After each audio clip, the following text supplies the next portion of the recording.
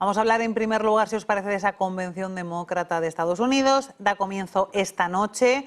Lo va a hacer con el discurso del presidente saliente de Estados Unidos, el demócrata Joe Biden, que explicará al público por qué decidía dar un paso hacia detrás y no presentarse a la reelección, y una convención demócrata en la que se espera que Kamala Harris reciba el respaldo del propio partido, mientras parece que en las encuestas pues va rascando posiciones frente a Donald Trump, frente al candidato republicano, que se encontraba en una muy buena situación, en una situación holgada en los últimos días. Ahora parece que tiene que apretar un poco su posición. Entonces os quiero preguntar, Armando, ¿en qué estado de forma creéis que llega Kamala a la Convención Demócrata y cómo va a acabar esa convención? Bueno, yo creo que llega muy fortalecida después de haber recuperado varios puntos la posición del Partido Demócrata frente a los números del presidente o expresidente de Estados Unidos, Donald Trump. Esta convención es muy significativa porque lo que trata de mostrar al mundo es la unidad del Partido Demócrata detrás de Kamala Harris.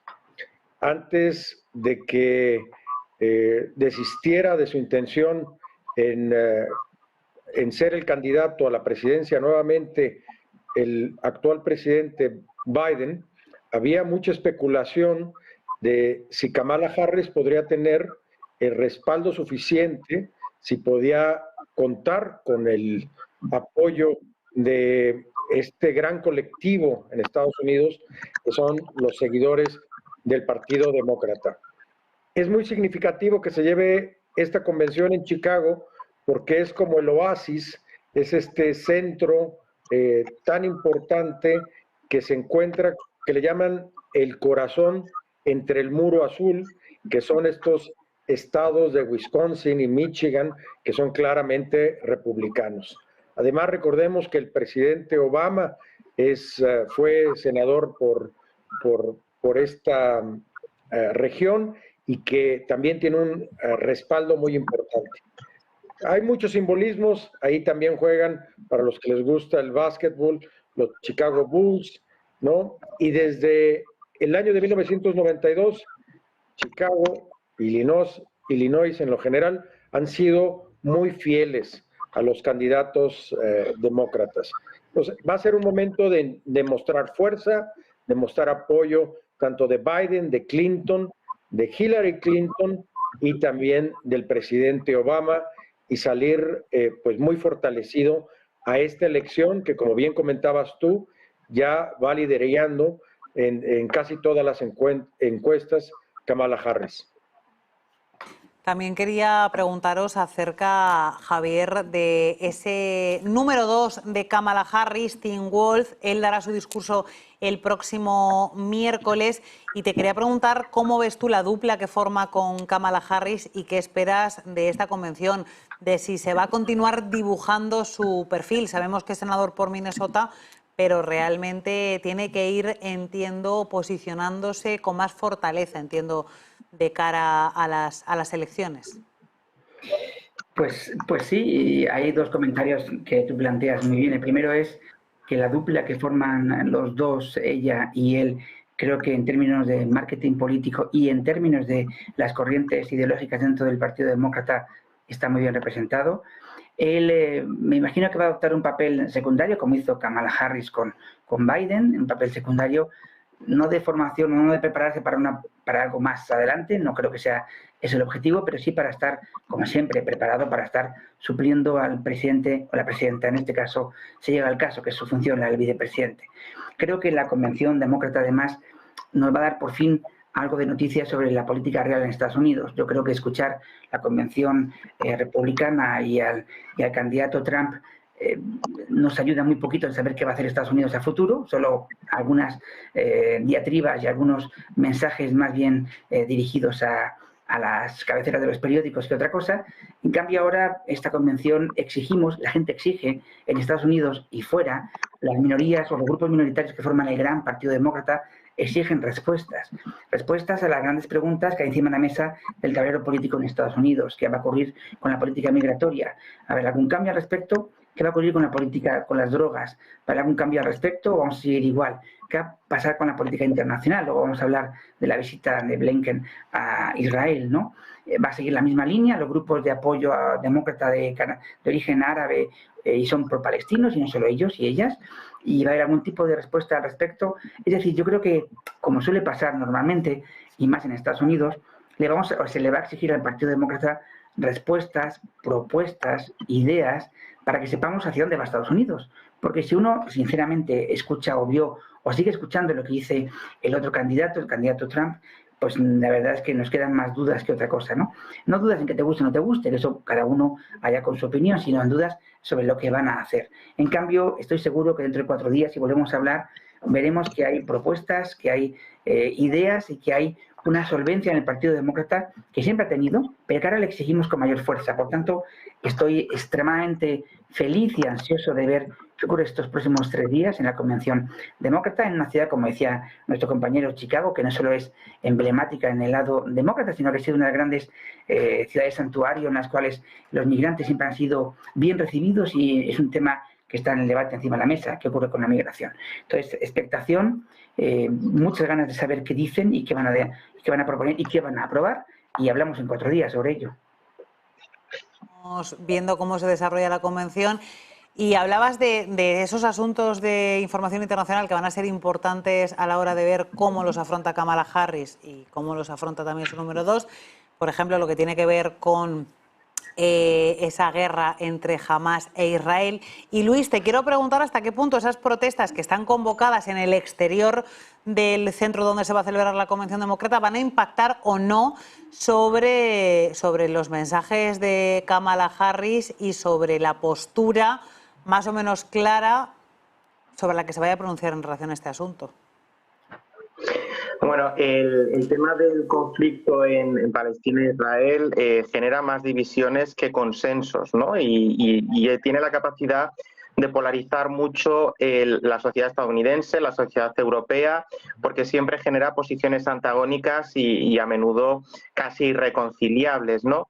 En el caso del Partido Demócrata, creo que Kamala Harris será inteligente, no, porque tampoco puede hacer otra cosa si no quiere perder votos y que haya una fuga de votantes, sobre todo por el centro. Yo creo que Kamala Harris en este sentido va a adoptar una posición de pasar un poco por encima o de un poco nadar y guardar la ropa, ¿no? No creo que haga una declaración manifiestamente abierta en apoyo de la causa palestina sin hacer una manifestación de apoyo a Israel. Creo que mantendrá un poco ese equilibrio. Primero porque los votantes que son más pro-palestinos del Partido Demócrata suelen estar escorados un poco más a la izquierda, y esos votantes Kamala Harris los tiene ya seguros. Son votantes que no van a irse al Partido Republicano, en todo caso podrían irse a la abstención.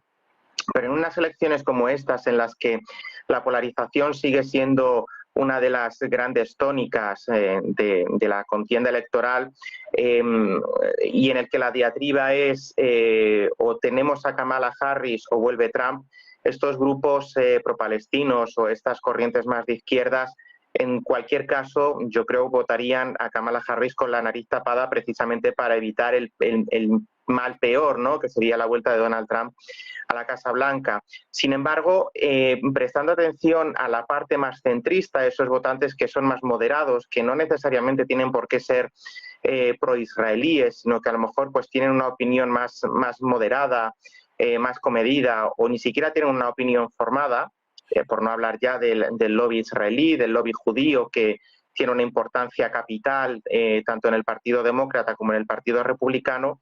Bueno, pues ahí es donde tiene que contener, ¿no? No puede permitirse el lujo de perder votantes por el centro, precisamente porque, bueno, las proyecciones a nivel nacional son muy buenas, pero la elección no se juega a nivel nacional. Si hubiera sido así el caso, en el 2016 Hillary Clinton hubiera sido presidenta, puesto que sacó 3 millones de votos más que Donald Trump, pero esto no es así. El sistema electoral está configurado para los estados, para que los estados sean los que, en función del peso en el colegio electoral, decidan quién es el próximo presidente. Y ahí Kamala Harris tiene una distancia muchísimo menor. La elección se va a jugar en esos swing states, en esos estados veleta que tanto pueden votar al Partido Republicano como hicieron en el 16, como votar al Partido Demócrata como pasó en el 20, y que básicamente pues son esos tres, y precisamente uno de ellos es de donde viene el candidato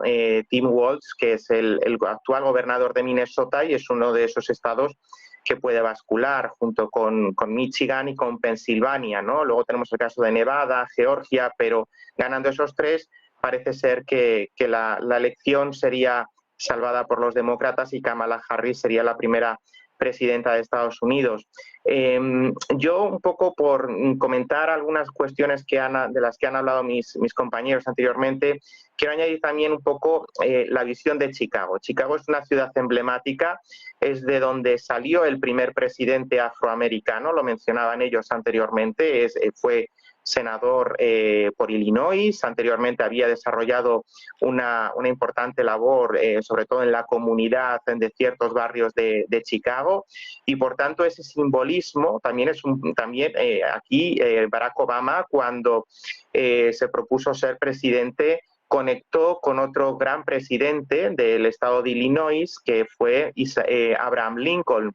Lincoln también era de Chicago, incluso ese viaje en tren que Barack Obama hizo desde Illinois, un poco evocando al presidente Lincoln, pues tiene también esa significación, ¿no? Y yo creo que los demócratas quieren también ofrecer esa perspectiva, ¿no? El lugar en el que surgió el primer presidente afroamericano es el lugar idóneo para lanzar la campaña de la primera presidenta asiático-estadounidense, pero también afroestadounidense. Kamala Harris es hija de jamaicano e india, por tanto recoge en su persona esas dos identidades y que le ayudan más que a Donald Trump a conectar con ciertos sectores de la población. Además, en este contexto veremos una convención en dos etapas. La primera fase de la convención será la del homenaje, al presidente actual, a Joe Biden, a un político que ha sabido dar frutos importantes para el Partido Demócrata. Estamos hablando de alguien que se retira después de 4 años de presidencia, pero que a sus espaldas tiene 8 años de vicepresidencia, más de 30 en el Senado, y por tanto es el agradecimiento, es el homenaje y es la gratitud de un partido con alguien que ha sido muy importante para los demócratas en los últimos 50 años, me atrevería a decir, y precisamente para un poco salvar la honra de Joe Biden después de que se viera obligado también, porque algunos miembros de su propio partido, pues como se dice coloquialmente, le hicieron la cama, ¿no? Y será esa la imagen que veremos, de un Joe Biden agradecido al partido y un partido agradecido al que hasta hoy es el presidente de Estados Unidos. Y después, ya cuando empiece a hablar Tim Walz y sobre todo el jueves, será la de la aclamación de la nueva candidata, una candidata que ha sido capaz de remontar en las encuestas. Aquí a Donald Trump se le han roto los esquemas. Donald Trump tenía muy bien cogida la medida al presidente Biden, incluso se sentía muy cómodo disputándole la presidencia, incluso con ese orgullo de Donald Trump de cobrarse la revancha de hace 4 años, pero este cambio, esta novedad de una candidata que no estaba llamada a serlo, de un tipo normal como es el candidato a vicepresidente y que también ha descolocado a los republicanos, pues ha sido capaz de insuflarle ánimos a los demócratas, de batir récord de donaciones e incluso de hacer soñar a los demócratas con algo que hace simplemente 2 meses parecía imposible, y era salvar la Casa Blanca. Vamos a hablar también del otro candidato, del republicano Donald Trump. Habéis citado algo relacionado con esas posiciones de uno y de otro, y tenemos a las encuestas que dan ventaja a Kamala Harris, pero es verdad que es una ventaja muy pequeña, algo más de 1 punto, 1,4%. Tenemos a Kamala Harris, que conseguiría el apoyo de media del 48,1% de los votantes. Tenemos a Donald Trump con un apoyo del 46,7%, y tenemos esos estados indecisos donde continúa la situación bastante igualada sin decantarse por ninguno de los candidatos. Entonces, os quiero preguntar si consideráis que la Convención Demócrata va a ayudar a dilucidar un poco la situación, a aclararla. Y os quiero preguntar también por Donald Trump y por cómo Donald Trump afronta esta candidatura, esta Convención Demócrata. Se habla de que está intentando mejorar su imagen física, de que está intentando lanzar unos mensajes un poco más equilibrados. No sé tú cómo lo ves, Armando. Bueno, yo coincido totalmente con Luis en sus comentarios y creo que Donald Trump está totalmente descolocado en este momento. El día de ayer escuchaba yo sus discursos peleando que él era más guapo que Kamala Harris, insistiendo en este tema, ¿no? Es un momento, yo creo, complejo, no hay una estrategia clara. Han tratado de mesurar el mensaje para llegar a todos los moderados o indecisos, pero Donald Trump es Donald Trump y saca siempre su personalidad y su naturaleza en los discursos. Hay gran expectativa para el próximo debate que está ahorita oficialmente para el 10 de septiembre. Se está haciendo mucha presión para que haya un debate anterior y se discutan verdaderamente los graves problemas que enfrenta los Estados Unidos en términos de deuda externa, en términos todavía de inflación, de una posible recesión, su rol en la geopolítica internacional, el conflicto en Medio Oriente, la misma estabilidad y la democracia en América Latina, el tema de narcotráfico que también, inmigración, que también comentaba Javier. O sea, son grandes temas que el pueblo norteamericano quiere oír propuestas, quiere oír soluciones y un poco menos de show mediático. No olvidemos también que Hollywood apoya fervientemente a los demócratas, entonces también en esta convención me imagino que vamos a ver algunas figuras relevantes mostrando el apoyo al Partido Demócrata. Va a ser una contienda que tiene que pasar del espectáculo a una contienda enfocada a los grandes temas que le preocupan a los americanos de a pie. Javier, por alusiones. La verdad, creo que cada vez que pasan los días, yo ya llevo mucho tiempo con una opinión clara sobre lo que representa Donald Trump en el mundo de la política estadounidense a nivel mundial, ¿no? Yo creo que su oportunidad pasó, si la tuvo alguna vez, pasó, cuando intentaron crear esa gran corriente global de esos ultraconservadores que pensaban que, en fin, dando mensajes de cara, como decía antes, a los titulares de los periódicos podían ganar elecciones, y de hecho en algunos lugares del mundo lo hicieron, también en Estados Unidos. Creo que ahora, por suerte, ya que no tiene enfrente al candidato Biden con todas sus debilidades, que todo el mundo pues conocía y conoce, tiene de enfrente a un partido que, insistimos, va a hablar en serio de qué propuestas tiene para los norteamericanos que quieran al menos plantearse por qué votan demócrata o por qué votan republicano, ¿no? Sabemos que en Estados Unidos la gente, desde antes de las elecciones, ya se ha afiliado a un partido político, ya ha dicho a quién va, en teoría, a votar. Por eso siempre hay esas predicciones con tanta certeza de qué va a pasar en cada estado, porque sabemos quién va a votar más o menos, en qué barrio, en qué lugar, en qué casa, ¿no? Pero bueno, por suerte también eso cambia, y la idea es esa, conseguir que la gente, sobre todo los jóvenes, puedan cambiar de posición, y aunque sean no de republicanos, entiendan que quizás, si les convence el mensaje demócrata, puedan votarles a los demócratas. Yo creo sinceramente que en Estados Unidos la presidenta va a ser la candidata Harris. Creo sinceramente que no tiene enfrente a un rival que, si no es porque nos tomamos a veces la política a guasa, no tendría, yo creo, que ninguna posibilidad. En Estados Unidos hay cosas que a mí, y lo pongo encima de la mesa para que los compañeros puedan también opinar, hay cosas que a mí a veces me asombran sobre el voto en algunos estados, ¿no? ¿Cómo es posible que lo que se llaman chicanos, por ejemplo, ¿no? Los mexicanos y mexicanas de 2, 3, 4 generaciones voten a los partidos que defienden luchar y poner un muro frente a la migración de sus propios compatriotas o excompatriotas, ¿no? Es una gran duda que siempre he tenido en mi cabeza y que no he sido capaz de resolver al día de hoy.